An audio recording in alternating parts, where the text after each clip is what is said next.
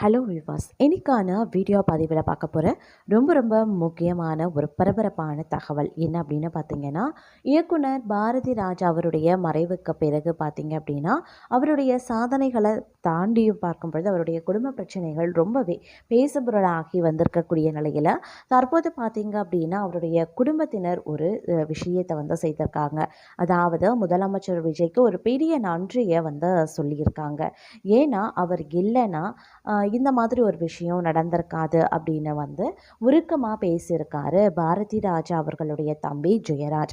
அப்படி முதலமைச்சர் விஜய் என்ன விஷயத்தை செய்திருக்காரு, இதற்கு குடும்பமே பார்த்திங்கன்னா பாரதி ராஜா அவர்களினுடைய குடும்பமே பார்த்திங்கன்னா மிகுந்த மகிழ்ச்சியில் இருக்குது. அவங்க குடும்பத்தில் ஏகப்பட்ட பிரச்சனைகள் இருந்தாலும் பாரதி ராஜா அவர்களுடைய மறைவு மற்றொரு புறம் சோகத்தை ஏற்படுத்தினாலும் முதலமைச்சர் விஜய் செய்த ஒரு நிகழ்ச்சியான விஷயமானது அவர்களுடைய மனதில் ஒரு மிகப்பெரிய ஆழமான ஒரு உணர்வை ஏற்படுத்தி இருக்கிறது. அதாவது ஒரு உணர்வு பூர்வமான தருணத்தை உருவாக்கி இருக்கிறது அப்படின்னு சொல்லி பாரதி ராஜா அவர்களுடைய தம்பி உருக்கமாக பேசின சில விஷயங்கள் தற்போது இணையத்தில் வேகமாக பரவி வந்துட்டுருக்கு அப்படின்னு தான் சொல்லணும்.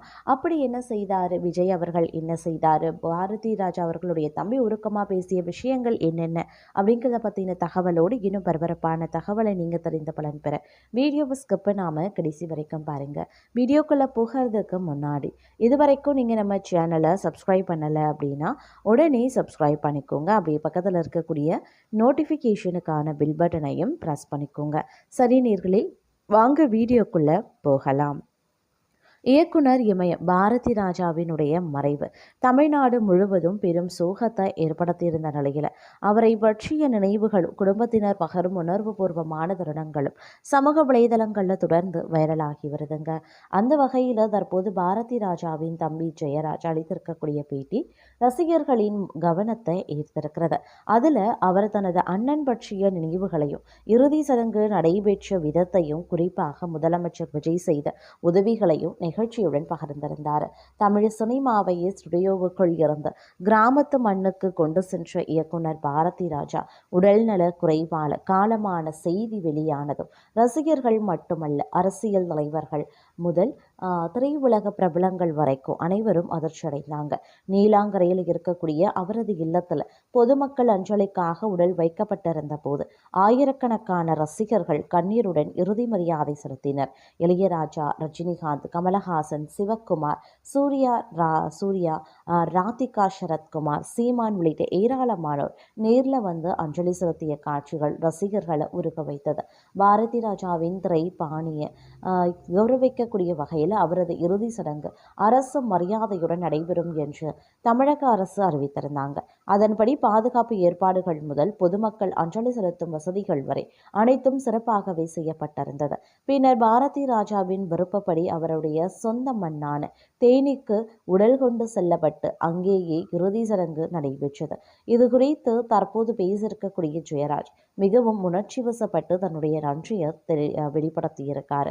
விஜய் சார் மட்டும் இல்லைனா எங்களால் இவ்வளவு பெரிய விஷயங்களை செஞ்சிருக்க முடியுமா அப்படின்னு தெரியல. அண்ணன் ஆசைப்பட்ட மாதிரி அமைதியா மரியாதையா எல்லா காரியமும் நடந்துச்சு. சென்னையில் இருந்து தேனிக்கு உடலை கொண்டு போய் அங்கே ஆயிரக்கணக்கான மக்களோடு இறுதி அஞ்சலியை நடத்தி இறுதி சடங்கை முடிச்சிருக்கோமே இல்லையா என்பதே தெரியாது. அப்படி மட்டும் இல்லாமல் வந்த மக்களை கவனிக்கவே முடியாத நிலை. ஆனால் விஜய் சார் சொன்னதால் போலீசார் முதல் அதிகாரிகள் வரை எல்லாருமே எங்களுக்கு துணை நின்றாங்க. நன்றி சொல்லணும்னா நன்றிங்கிற வார்த்தை மட்டும் போதாது, எங்கள் குடும்பத்துக்கு அவ்வளவு பெரிய உதவியை அவர் செய்திருக்கிறாரு அப்படின்னு உருக்கமாகவே பேசியிருக்காரு. ஜெயராஜ் பேசிய இந்த வீடியோ சமூக வலைதளங்களில் வேகமாக பரவி வருது. துயரமான நேரத்தில் உதவி செய்ததை குடும்பத்தினர் மறக்காமல் நினைவு கூர்கிறார்கள். அரசியலை தாண்டி மனிதநேயம் முக்கியம். பாரதி ராஜாவுக்கு கிடைத்த மரியாதை அவருடைய சாதனைகளுக்கான அங்கீகாரம் என பலரும் கருத்து தெரிவித்து வருகின்றனர். தமிழ் சினிமாவின் வரலாற்றையே மாற்றிய மனிதருக்கு அவர் வாழ்நாள் முழுவதும் நேசித்த மண்ணிலேயே அரசு மரியாதையுடன் இறுதி அஞ்சலி செலுத்தப்பட்டது ரசிகர்களை நிகழ்ச்சியில் ஆழ்த்தியுள்ளது.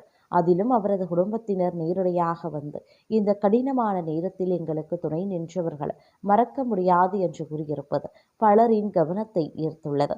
பாரதி ராஜா என்று உயிரோடு இல்லாவிட்டாலும் அவர் உருவாக்கிய கதாபாத்திரங்களும் அவர் காட்டிய கிராமத்து வாழ்க்கையும் அவர் விதைத்த சினிமா மரபும் என்றும் உயிரோடு இருக்கும்.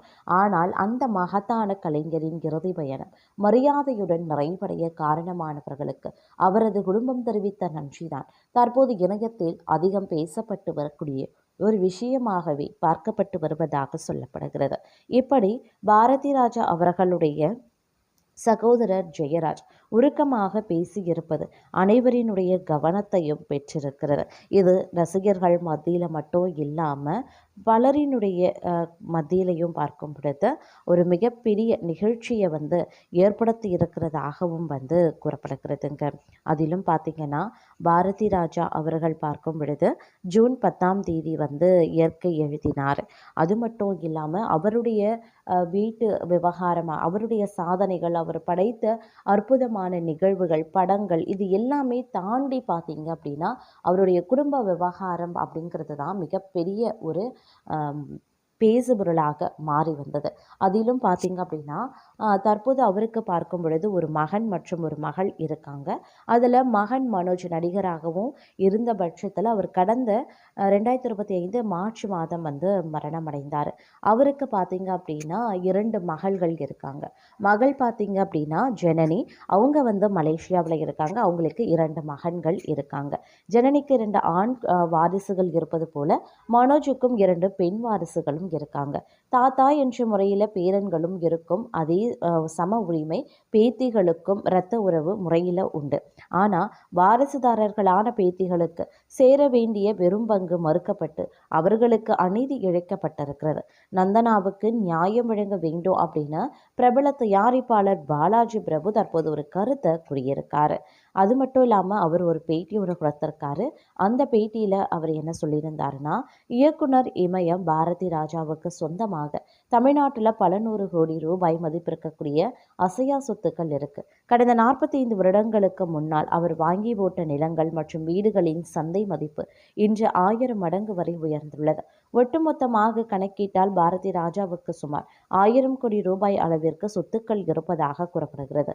நீலாங்கரையில் இருக்கக்கூடிய அவரது வீடானது சுமார் 4 கிரவுண்ட் பரப்பளவு கொண்டது ஆகும். அதன் தற்போதைய மதிப்பு மட்டுமே 60 கோடி ரூபாய் இருக்கும் என்று கணிக்கப்படுகிறது. அது மட்டும் இல்லாமல் அதற்கு அருகிலேயே 9 கிரவுண்ட் பரப்பளவு கொண்ட காலிமனை ஒன்றும் அவருக்கு சொந்தமாக இருந்தது.